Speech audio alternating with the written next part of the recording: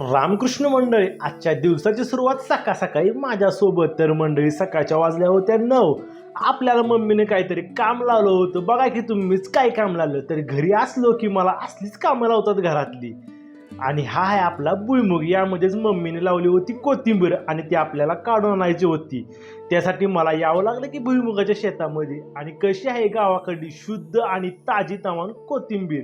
आणि अशा भाज्या फक्त गावाकडेच खायला मिळतात आपल्याला. आणि कोथिंबीर काढून झाल्यानंतर जरा भुईमुगाकडे नजर टाकली तर भुईमुगाची वाढ चांगल्या प्रकारे झाल्या.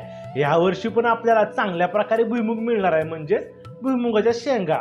सगळी कोथिंबीर काढून घेतली आणि निघालो की घरी पोचल्यानंतर आपल्याला आला बहिणीचा आदेश. तर बहीण बोलली मला बाहेर जायचं आहे आणि चल मला घेऊन. मग काय, आपल्या धन्नूला काढली आणि निघालो की. मी बाहेर निघालोय आणि मेघराजा आला नाही असं कधी होणारच नाही. झाली की पावसाला सुरुवात. कसं तरी पोचलो पावसात भिजत तिचं काम झालं. घरी परत आल्यानंतर आपल्याकडे पण झाला होता मिनी कोकण. बाकी काय निवांतच की.